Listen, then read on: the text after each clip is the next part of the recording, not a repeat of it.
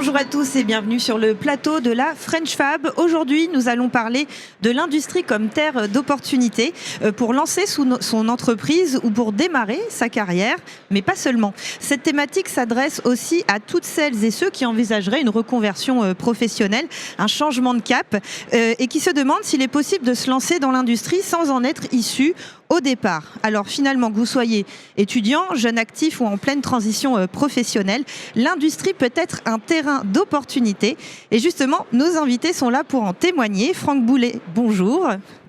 Bonjour. Donc vous êtes fondateur et dirigeant du bureau d'études Pragmas. Et à vos côtés, Alexandre Lagrange, bonjour.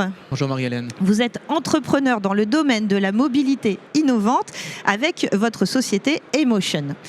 Alors on va voir que vos deux parcours sont différents et quelque part il y aura aussi des similitudes. Franck, on va commencer avec vous. Est-ce que vous pouvez nous parler, retracer un peu votre parcours professionnel ? Oui, en fait, moi l'industrie, j'y suis un petit peu tombé dedans quand j'étais petit, puisque j'ai fait toute ma carrière autour de l'industrie, alors que ce soit l'industrie, on va dire, manufacturière ou de l'événementiel, du spectacle. Moi, j'ai commencé en fait, j'ai fait quasiment 10 ans du début de ma carrière dans un bureau d'études en automatisme, où j'ai pris du coup beaucoup d'expérience, un gros bagage technique suite à ma formation. Et sorti de là, l'industrie, je voulais voir un petit peu autre chose, donc j'ai mis mes compétences et finalement le savoir-faire que j'avais appris et acquis dans l'industrie, on va dire classique, au service de l'événementiel et du spectacle. Et après quelques années, je voulais retourner à quelque chose où il y avait un peu plus de technologie, des choses un peu plus modernes, parce que finalement, l'événementiel, c'est un milieu où on a besoin de stabilité, on a besoin de... D'ailleurs, Franck, en fait, moi qui ne suis pas du tout dans le milieu industriel, je ne penserais pas à l'événementiel. Si on parle d'industrie, ça consistait en quoi ? En fait, quand je parle d'industrie du spectacle, en fait, c'est parce que je mettais mes compétences au service par exemple, de décors de comédie musicale, de plateaux événementiels, de gros événements d'entreprise, où on travaillait sur des gros décors de plénière, des choses comme ça, mais où on retrouvait des technologies de l'automatisme de l'industrie. Donc on utilise le même matériel, les mêmes technologies, le même savoir-faire, mais au service finalement de l'artistique. Avec par contre un enjeu différent, des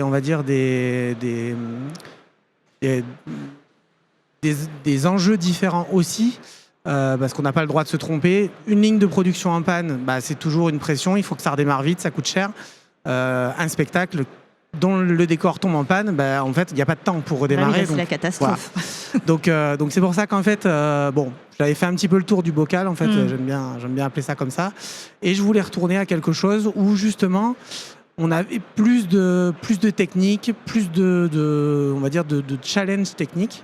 Et aujourd'hui, l'industrie française, par le contexte qui est un petit peu tendu en termes de concurrence avec l'étranger, on a besoin justement de montrer notre savoir-faire technique, montrer qu'on sait faire des choses très complexes, très performantes. Et c'est pour ça qu'en fait, retourner sur un bureau d'études, conventionnel, vu que j'avais vu un petit peu autre chose, pour moi c'était compliqué. Et puis mon parcours m'a fait rencontrer des gens et qui ont fait que je me suis dit pourquoi pas se lancer. Et du coup, c'est pour ça que j'ai racheté une petite partie industrielle, un petit bureau d'études, et j'ai lancé Pragmas en 2023 maintenant. Vous vouliez vivre de nouvelles aventures finalement. C'est ça. En fait, on voulait continuer finalement avec, certains de mes collaborateurs actuels, avec qui j'ai commencé l'aventure, mais que je connaissais déjà avant. On voulait continuer ça, mais revenir dans l'industrie, parce que moi, un certain nombre de mes collaborateurs venaient de là, mais on voulait voir ça de manière différente aussi, parce que il y a certaines mentalités qui perdurent un petit peu dans l'industrie, où on a ce côté un peu terne, ce côté un peu industriel qui est un petit peu dévalorisé, dégradant. Mais aujourd'hui, si on vous racontait quelques-uns des projets sur lesquels on travaille, beaucoup de gens nous disent mais c'est fou que une petite structure comme la vôtre arrive à vous retrouver sur des projets comme ça. En fait. Justement, donnez-nous un exemple. Alors, on peut se retrouver sur des projets dans le médical où, par exemple, aujourd'hui, on a un de nos clients qui a développé une solution qui aide, par exemple, la préparation d'ordonnances de manière automatisée. C'est-à-dire qu'ils ont raccourci le chemin entre la prescription d'un médecin et finalement la préparation du pilulier dans le milieu hospitalier. C'est un des projets sur lequel on travaille. On va travailler après, bien sûr, dans le secteur de l'industrie agroalimentaire. On travaille pour des embouteilleurs, sur des optimisations de lignes. On travaille sur de la robotique. On travaille sur de l'industrie un peu plus classique, sur de la dépose d'étiquettes, de la dépose de bouchons. Et on travaille aussi sur une partie qui est beaucoup plus créatrice, finalement, qui est vraiment la construction de machines, où là, des industriels viennent nous trouver, nous demandent de répondre à un besoin. Et c'est là que finalement, on a carte libre, où on peut utiliser les différentes technologies qui existent aujourd'hui pour justement répondre au mieux et de manière la plus évolutive possible aux besoins du client pour que son outil puisse rester le plus performant possible, tout en garantissant une activité. Alors, on essaye toujours, nous, de garder l'humain au milieu de l'automatisme. À notre sens, en fait, l'humain doit quand même rester le point central de tout ça et l'automatisme doit être au service de l'humain et pas l'inverse. Ça reste notre leitmotiv, on va dire. En vous écoutant, de toute façon, on se rend compte que c'est lié à notre quotidien, finalement, quand vous parlez d'agroalimentaire, de domaine médical.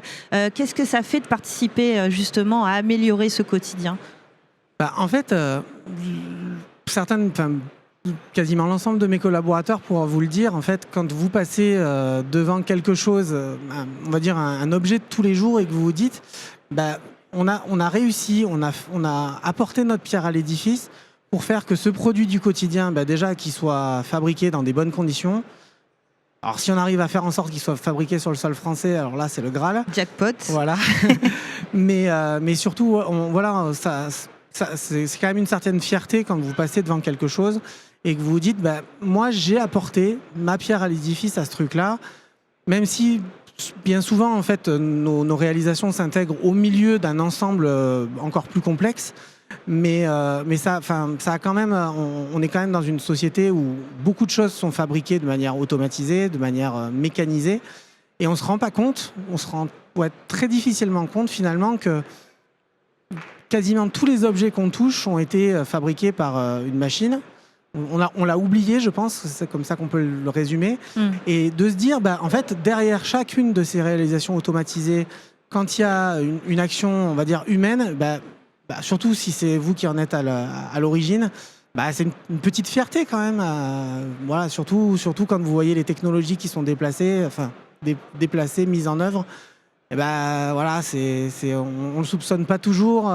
Là, sur le salon, vous pourrez le voir, il y a certaines technologies qui sont ultra avant-gardistes, qui sont mises on va dire, au service de produits, mais qui sont finalement d'une banalité déconcertante. Et on s'imagine pas tout ça. Donc, le fait de se dire, on apporte notre pierre à l'édifice à ça, moi, je trouve que c'est une certaine fierté. Ça donne du sens à ce qu'on fait. C'est ça. Alexandre, alors vous n'êtes pas issu du monde industriel, vous avez un parcours plus atypique. Vous êtes lancé dans l'aventure entrepreneuriale avec votre compagne, c'était en 2018. Expliquez-nous pourquoi. Alors comme souvent, les projets d'innovation viennent d'un problème qu'on rencontre et qu'on essaye de résoudre. Et notre problème en tant que francilien, c'était les bouchons. Non, je vois pas de quoi vous parlez. Donc vous savez, c'est quelque chose que quelques millions seulement de personnes vivent malheureusement au quotidien et qui s'empire.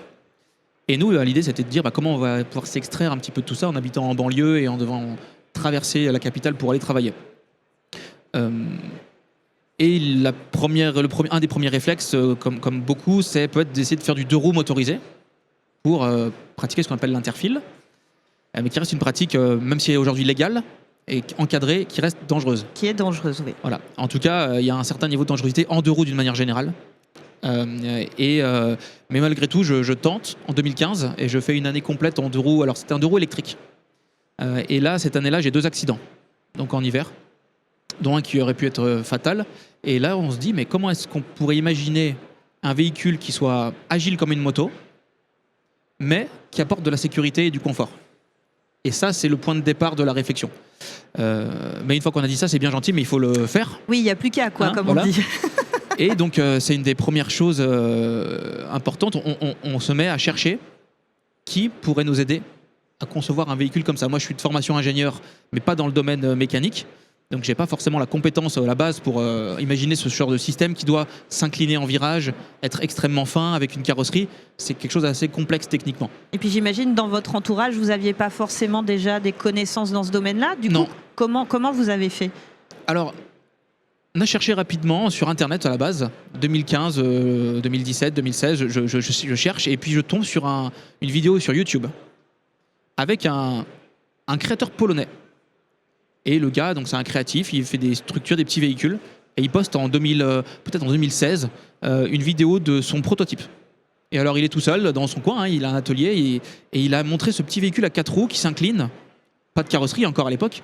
Et là je dis tout de suite, ça c'est vraiment la brique technique qu'il nous faut. Et on l'appelle. On va le voir à Varsovie avec ma compagne. Et là, coup de chance, un autre Parisien qui l'avait également repéré pour la même raison, avec une idée similaire à la nôtre, sans qu'on se connaisse, hein, est également chez lui ce jour-là. Et donc c'est notre premier associé. Une belle coïncidence. Voilà, exactement, beaucoup de chance. Et il faut un peu de chance aussi hein, quand on entreprend. Il faut la provoquer, mais quand l'opportunité est là, il faut la saisir. Et donc on commence comme ça. Et 4 associés au démarrage. Et donc progressivement, on arrive à agglomérer les compétences autour de nous. C'est comme ça qu'on peut avancer dans un projet aussi vaste en termes de technicité. Voilà. Donc l'entreprise est lancée en 2018. 2018, l'entreprise est officiellement créée avec 4 associés. Et donc on avance progressivement. Grâce à notre associé, notre ami polonais, du coup, on a un premier proto quand même à montrer. Et ça, c'est super important parce que ce proto-là, en tant que start-up, il nous permet de démontrer à des investisseurs qu'il y a quelque chose et que notre promesse, c'est pas juste une idée comme ça, mais elle est matérialisée là avec une première base qui fonctionne. Les gens peuvent monter dessus, rouler avec, et ça marche. Et donc ça, c'est ce qui nous permet de lever des premiers fonds fin 2020. Et du coup, ces premières années dans ce domaine industriel, comment vous les avez vécues ? Je dirais qu'au début, on n'est pas encore tout à fait dans l'industrie, au tout début, puisqu'on est plutôt dans le design et le prototypage d'objets. Et par contre, l'industrie, progressivement, il faut qu'elle arrive, parce que ce sujet arrive sur la table assez rapidement, puisqu'il faut après, à la fin, produire dans des coûts, dans des délais et dans la qualité qui va bien. Et là, c'est l'industrie. Déjà, on était sur la phase de prototype, en fait. Oui. Du coup, cette phase-là, combien de temps elle vous prend Oui. et voilà, pour aboutir au bon prototype? Il faut des années. Alors, ça dépend de la complexité du projet. Bien sûr. Mais en tout cas, dans notre cas, d'un véhicule qui n'existe pas, sur lequel il faut tout imaginer, on met plusieurs années à avoir un prototype vraiment fonctionnel et qui, quand on monte dedans, quand on roule avec, donne satisfaction, qui a un design qui convient, etc. Donc, dans notre cas, c'était plusieurs années. C'était de 2018 jusqu'à, je dirais, 2023-2024. Toute cette période de temps-là, on a fait des essais, on a changé, on a recommencé. Il y a des choses qui n'allaient pas ou qui ne plaisaient pas. C'est aussi important. Ce n'est pas simplement des problèmes techniques. Le design aussi, vous voulez dire l'apparence du véhicule. Tout à fait. On a commencé par une approche très très low-tech. C'est le terme qu'on aime bien utiliser quand on veut dire que on simplifie à l'extrême. Et finalement, il y avait... Et on s'en est rendu compte en testant le terrain, le marché, en montrant nos prototypes. On s'est rendu compte que le produit, il était fonctionnel, le premier, mais il déclenchait pas spécialement d'émotion. Pas de coup de cœur. Non. Et pourtant, on a compris, au fur et à mesure des années, que c'était un paramètre extrêmement important pour faciliter le changement. Il faut que les gens aient envie d'essayer, il faut qu'ils se sentent fiers de l'utiliser au quotidien. Et malheureusement, en fait, collectivement, on fait très peu de décisions rationnelles, vraiment rationnelles sur la fonctionnalité, le coût, etc. Je pense que voilà, l'espèce humaine réagit beaucoup à l'émotionnel. Côté ludique aussi, même si c'est c'est pour se déplacer en toute sécurité, mais il y a quand même un aspect ludique finalement. Oui, ludique, émotionnel, de l'envie, le statut social qui compte aussi malgré tout dans l'achat d'un véhicule et est très présent. Et donc c'est pour ça qu'en 2023, on a tout redesigné avec l'aide de notre associé designer qui entre-temps a été rentré dans l'équipe sur, on va dire, les critères et les plus ou moins les règles du design automobile. Donc voilà, avec plus de complexité, des lignes un peu plus travaillées et des performances également en hausse. Des performances. Alors, en termes de vitesse. En termes de vitesse, même s'il faut respecter les limitations, tout à fait. évidemment. Donc, le risque, c'était de tomber dans un véhicule du type micro car sans permis, par exemple, où finalement, on n'a pas assez de vitesse pour être utilisable au quotidien. Et donc, on s'est volontairement placé, au fur et à mesure des années, dans une performance, justement, plutôt de gros scooters urbains. Donc, on monte à plus de 110 km/h, 115. On accélère plus rapidement qu'une voiture moyenne. Et ça nous permet d'avoir un véhicule qui vraiment peut être utilisable facilement dans un contexte périurbain. Voilà. Quand on crée son idée, qu'est-ce qu'on ressent ? On réalise pas forcément puisqu'on avance et c'est itératif et c'est assez long, mais c'est vrai qu'il y a un moment, quand on prend un peu de recul et qu'on voit le véhicule physiquement là devant nous, c'est une forme d'aboutissement quand même, il faut le dire, même si c'est qu'une étape vers vers un peu votre bébé, le projet. Finalement. C'est un bébé assez collectif puisqu'on a toujours démarré au moins à 4, on a commencé par 4. Mais c'est vrai qu'il y a un vrai aboutissement de pouvoir ne serait-ce que s'installer dedans et faire les premiers tours de roue d'abord sur le parking de l'entreprise et puis après de pouvoir prendre la route. Ça, c'est clair que c'est très gratifiant. Et ça, c'est quelque chose, je pense, dans l'industrie, puisqu'on est sur du physique. On en parlait tout à l'heure, quand on travaille, il y a un sens parce qu'à la fin, on voit un objet physique ou un service, mais quelque chose de physique qui vient prendre vie. C'est ça, hein. Et donc, en fait, on donne vie collectivement dans les équipes à des objets ou alors à des spectacles. Et ça, c'est quelque chose qui porte vraiment beaucoup de sens. Franck, justement, cette côté satisfaction, c'est ce que vous revendiquez, ce que vous partagez justement avec les personnes qui pourraient nous écouter, les jeunes ou les moins jeunes, pour se lancer dans le domaine industriel. Quels seraient les arguments pour les convaincre que, vous l'avez un peu évoqué sur le côté satisfaction, fierté, mais qu'est-ce que vous pourriez dire d'autre ? L'industrie aujourd'hui, même si je l'ai déjà dit tout à l'heure, ça a été un petit peu, on va dire, ça a été un petit peu la bête noire finalement de tout le cursus, on va dire, scolaire de ces dernières années. Le côté industriel, il avait un peu ce côté, si tu sais pas faire du commerce, si tu sais pas faire de l'ingénierie, mais on va dire plus du management, tu iras faire de l'industrie. Un peu les voies de garage, comme on dit vulgairement. Ouais, c'est ça. C'est ce côté-là que moi, je combats aujourd'hui parce que moi, j'en arrive des fois à avoir des discussions avec des gens qui sont gestionnaires de projets ou qui ont fait des études très respectables de commerce, mais à haut niveau, et qui arrivent et qui nous disent « Mais votre métier me fascine. Je ne comprends pas ce que vous faites. Clairement, je ne sais pas ce que vous faites.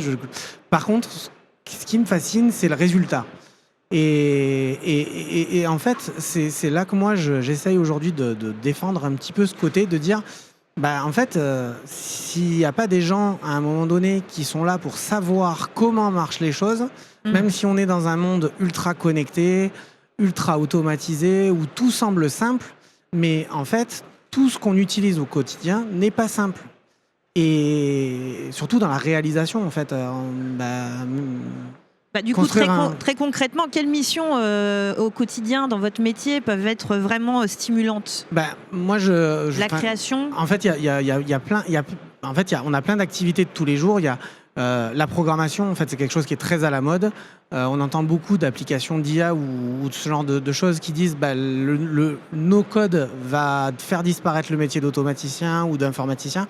Ça, clairement, moi, je suis convaincu que ces métiers-là ont encore de belles années devant eux parce que, oui, il y a des choses, la base, ce qui pour le coup est simple, va disparaître, mais au profit de choses qui sont très techniques, très pointues, où là, clairement, moi, je vois, on a régulièrement des jeunes en stage qui disent, mais en fait, clairement, moi, c'est ça que je veux faire. Ils découvrent, finalement. Ils découvrent la vérité du métier, en fait. C'est parce qu'on parle beaucoup de l'expression geek un peu aujourd'hui qui englobe beaucoup de choses, mais derrière ça, en fait, se cachent des choses très techniques, très pointues, et il y a des jeunes qui découvrent des vocations à travers ça, mais pas que, parce qu'on parle beaucoup de l'informatique, parce que c'est dans l'air du temps aujourd'hui, mais c'est pareil, la partie mécanique, la partie conception, ça fait appel à des notions et à des savoir-faire que on a des outils qui permettent de le simplifier, mais moi, ce que j'essaie vraiment de dire, c'est que c'est pas, tous ces métiers-là, c'est pas du tout rôti, tout cuit, tout servi par l'informatique, et surtout ce qui est même, j'ai envie de dire, gratifiant pour des gens qui sortiraient de l'école, c'est qu'on a, ok, peut-être moins besoin de savoir faire tous ces calculs, tous ces dimensionnements, toutes ces études. Par contre, on a besoin de gens qui sont capables de comprendre et de finalement relire et de vérifier ce que va nous donner l'outil informatique. Parce que ça, c'est des choses aujourd'hui qu'on voit fréquemment, malheureusement. On voit ne pas faire trop confiance aux choses et de les gérer, de les vérifier, effectivement. On aurait tendance à dire que tous ces métiers-là vont disparaître et que c'est finalement des métiers de seconde zone parce que l'outil informatique prend le pas sur tout ça. Mais l'outil informatique, c'est dans le nom, c'est un outil. Si on ne sait pas s'en servir, bah voilà. Oui. Et bien souvent, on se retrouve confronté à des problématiques où l'outil a mal fait son travail parce qu'il a été mal utilisé, mal paramétré. Et on arrive devant le fait accompli, on se dit ça va pas. D'où la présence humaine toujours très importante. Exactement. Et surtout, moi, je dis, j'essaye de transmettre un petit peu aux jeunes, cherchez à comprendre. Ok, c'est un outil, mais cherchez à comprendre ce qu'il y a derrière. Et souvent, les gens me disent, ouais, mais pour comprendre ce qu'il y a derrière, c'est pas si simple que ça. Oui, ce qu'on fait n'est pas simple. Les outils de tous les jours ne sont pas simples. Et c'est d'autant plus valorisant de se dire, bah moi, ok, ce truc-là, je l'utilise de manière de base tous les jours, mais je sais comment ça marche. Et ça c'est quelque chose qui est un peu en train de se perdre et que je trouve dommage en fait. Donc la notion de curiosité finalement. Exactement, la curiosité c'est la base de tout le savoir technique en fait. C'est la clé. Alexandre, quels traits ou compétences faut-il avoir pour se lancer dans l'entrepreneuriat industriel ? Dans l'entrepreneuriat industriel, comme dans l'entrepreneuriat en général, déjà en effet la curiosité, je partage, c'est une compétence qui est importante. Et il y a une forme, surtout au début dans l'entrepreneuriat, de polyvalence malgré tout. Il faut apprécier, en effet être curieux et apprécier toucher un petit peu à tout.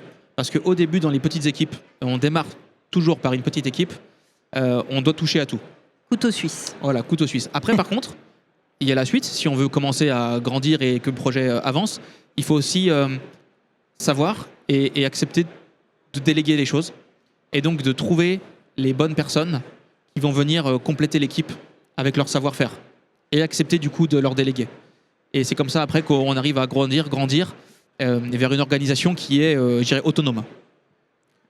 Alors en parlant d'organisation, Franck, on va parler de votre équipe qui, pour le domaine industriel, est assez atypique, si je puis le dire, puisque vous avez un certain pourcentage de femmes dans votre équipe. Oui, effectivement, c'est quelque chose qui revient quand on se déplace en équipe. Pour un secteur industriel, on a quand même...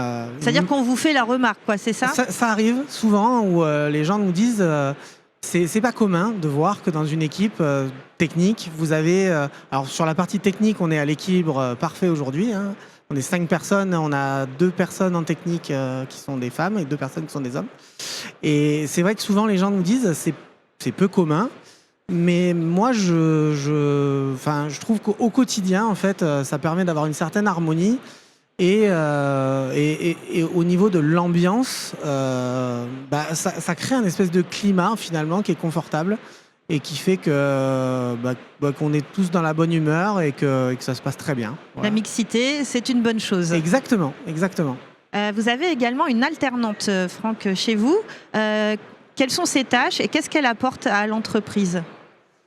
Alors ces tâches, c'est souvent là aussi qu'il y a eu des vieilles pratiques, des us et coutumes qui ont été un peu, moi je dis un peu néfastes. C'est-à-dire qu'on prenait un apprenti et on lui disait, c'était un peu la légende dans l'entreprise qui disait l'apprenti va faire toutes les tâches ingrates, il est là pour faire ce qu'on lui dit et puis pas plus.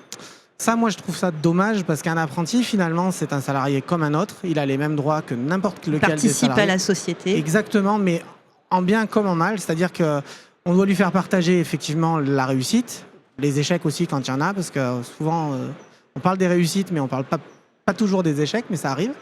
Et donc, en termes de tâches, nous, on va lui confier les mêmes tâches. On va avoir tendance à lui confier les mêmes tâches qu'on prendrait nous en charge.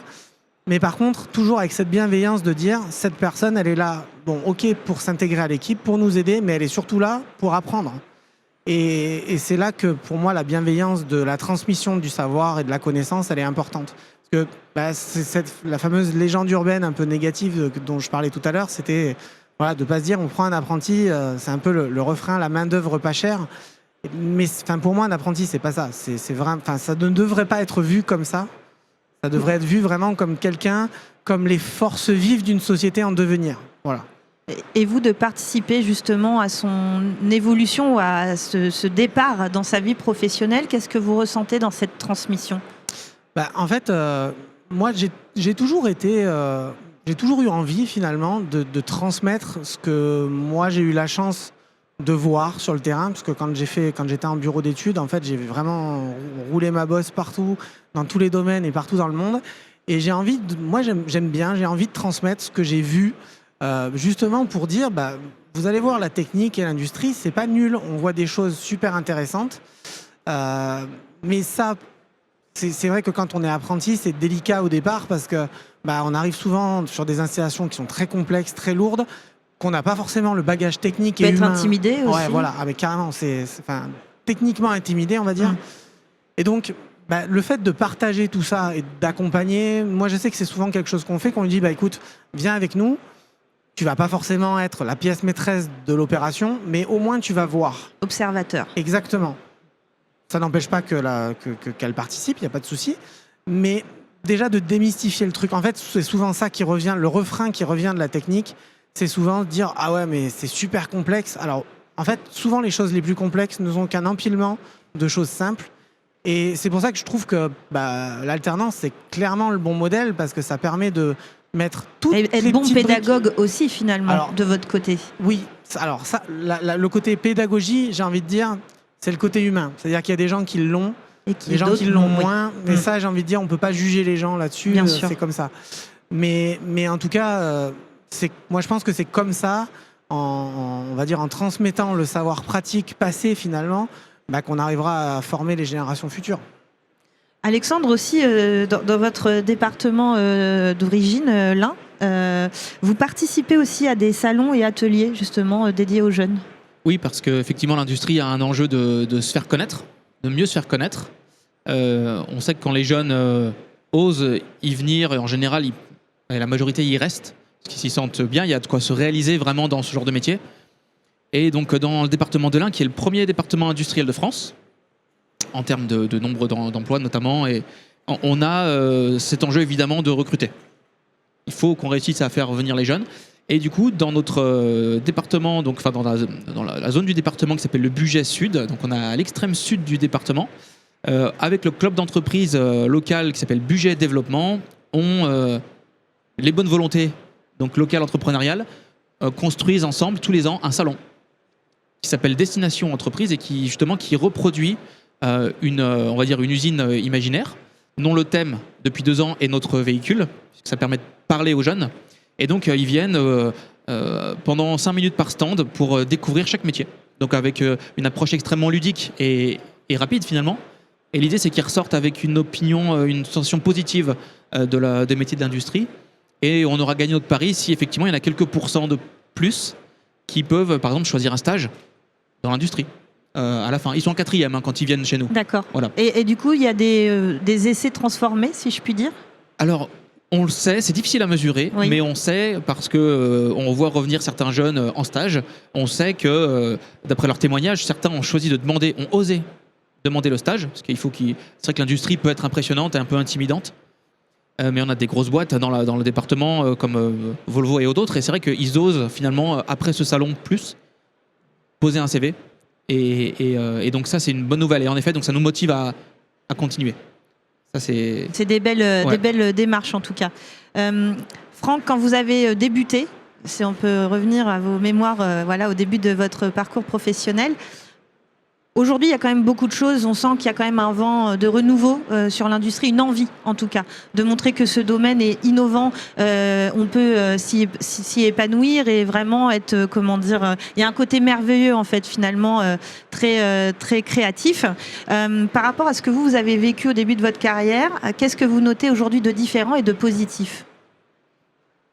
Alors, de manière générale, tous les métiers industriels se sont quand même, on va dire, simplifiés et ont quand même été dans le sens où on a essayé de rendre le travail, au sens général, beaucoup plus facile et agréable. Il y avait une notion de pénibilité Voilà. très forte. C'est physique, exactement là que je voulais en Mm. venir. C'est que tout le matériel s'est allégé, vraiment les outils, une fois de plus, l'outillage a vraiment évolué dans le sens où on a simplifié les choses.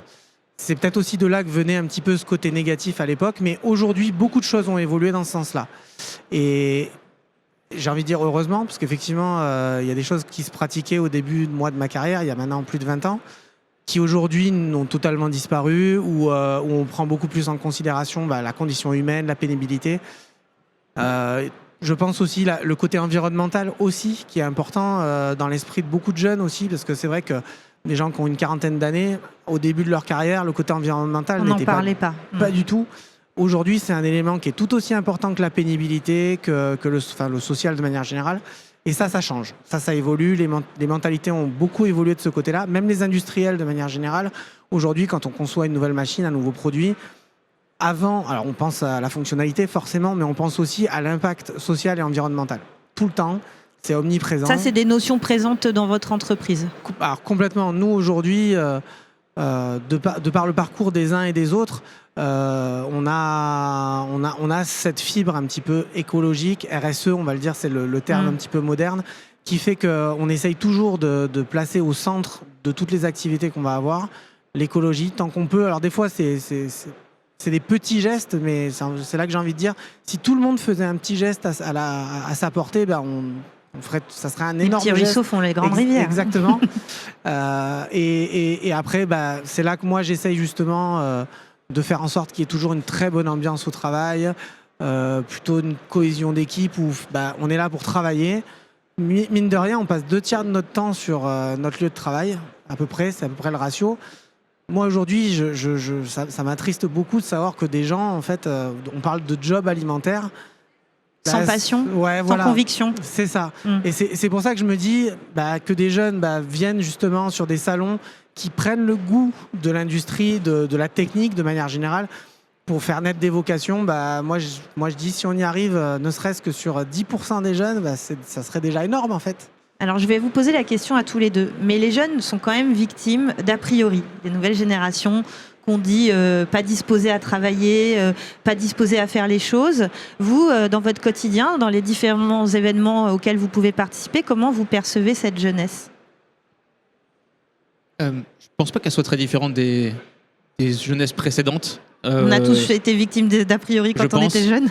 Il y a ce genre de phénomène-là qui peut se reproduire. Et je pense que d'une manière générale, même si les outils, les pratiques changent, leur accès plus facile peut-être au numérique, à certaines fonctions, je pense qu'on reste tous humains. Et quand on donne à la personne un petit peu de responsabilité ou un petit périmètre dans lequel il ou elle peut s'exprimer, être un peu créatif, moi, j'ai jamais constaté de cas jusqu'à présent où ça prend pas, quoi. Donc, c'est donner de la confiance finalement. Il y a toujours un peu de confiance. Il faut accepter de donner de la confiance, accepter que peut-être la culture elle est un petit peu différente, effectivement, au fur et à mesure des générations.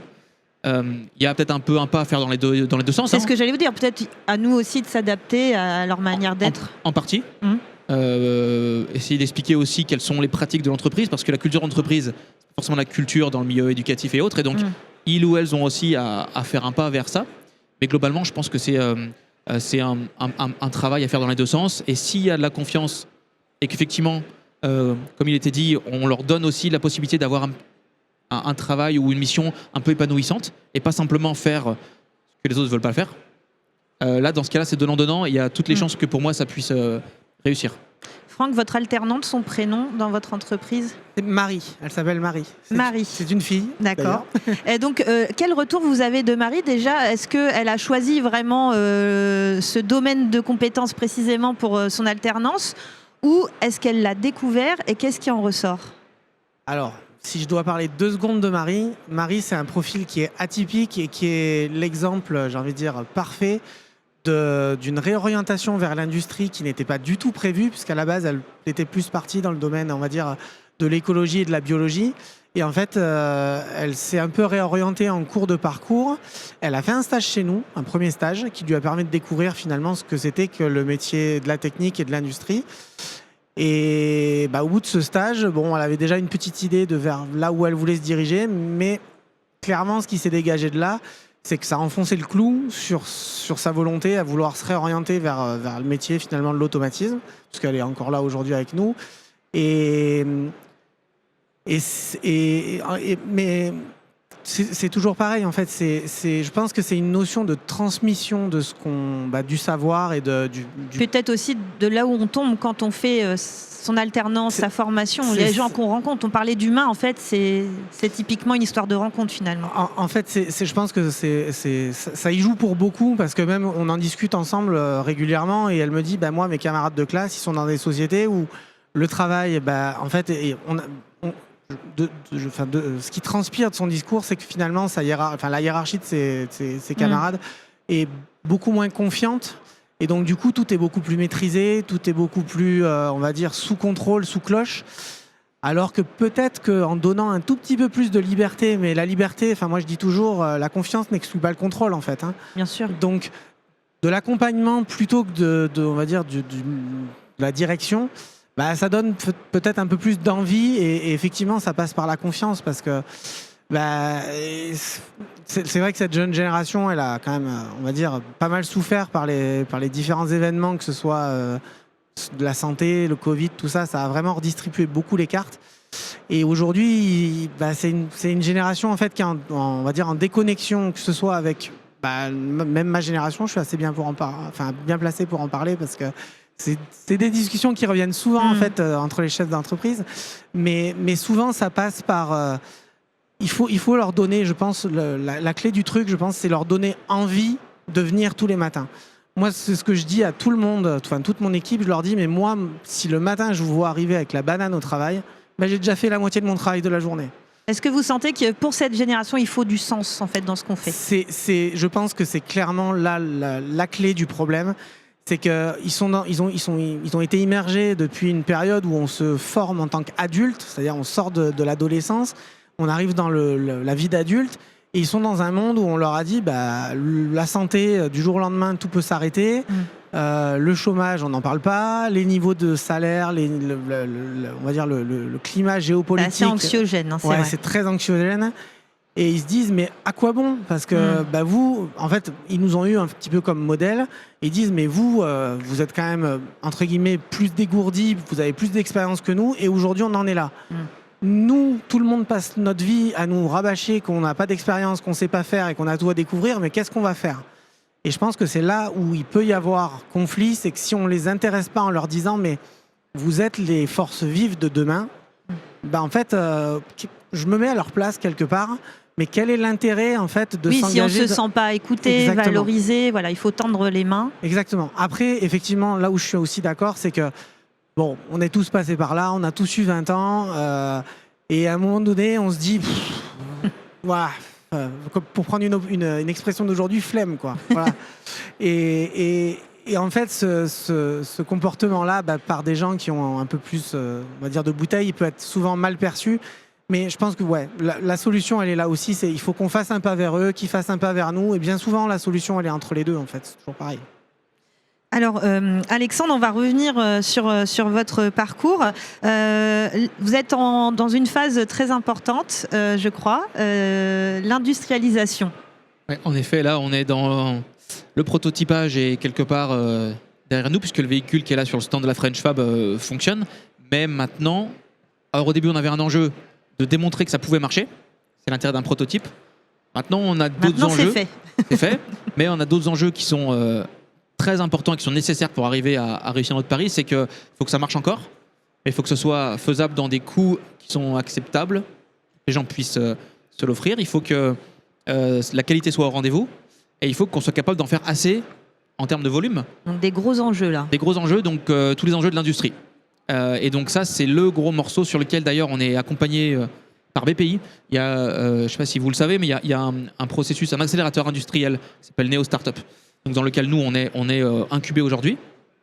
Et donc ça fait partie des solutions qu'on a pour se faire accompagner et justement pour techniquement et culturellement aller d'une entreprise de R&D proto vers une entreprise industrielle.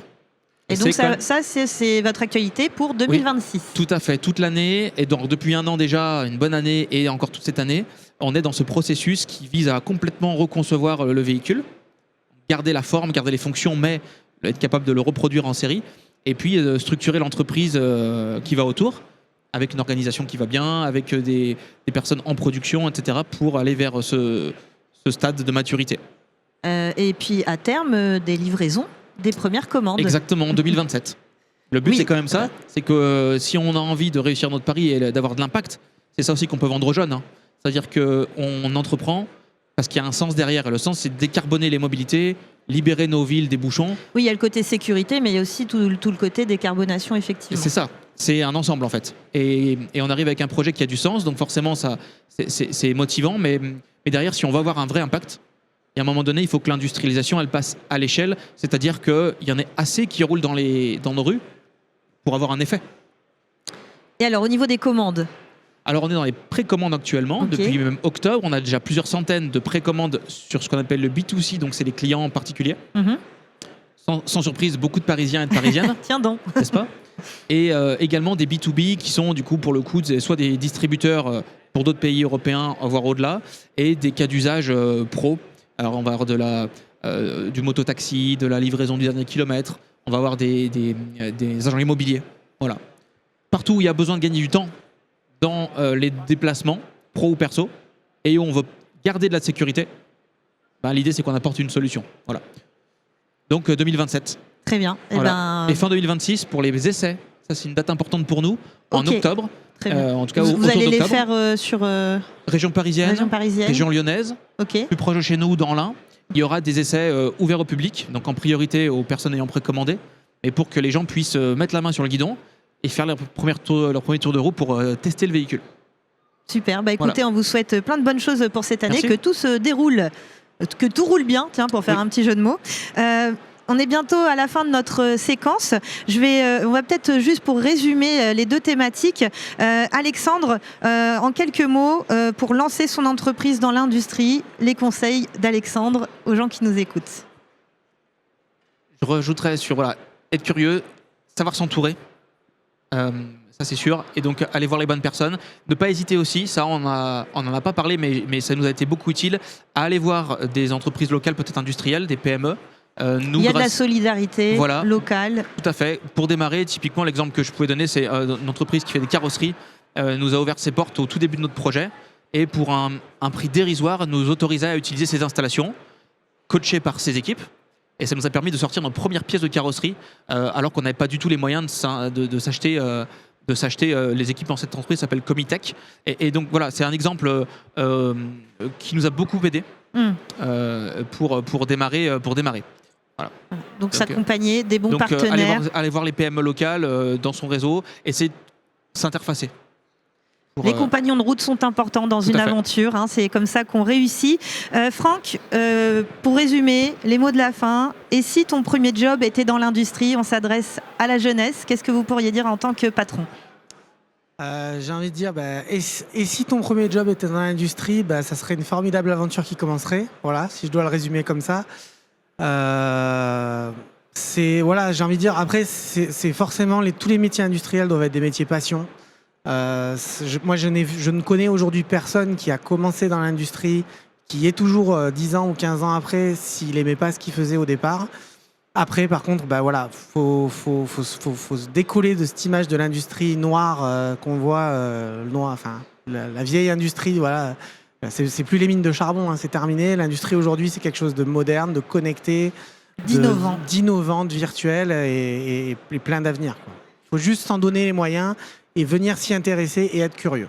Voilà. Merci beaucoup, Franck. Merci, Alexandre, d'avoir été avec nous ce matin sur le plateau de la French Fab. Et on retiendra que l'industrie est une vraie terre d'opportunités pour les jeunes, les moins jeunes et les entrepreneurs. Merci. Merci à vous. Merci.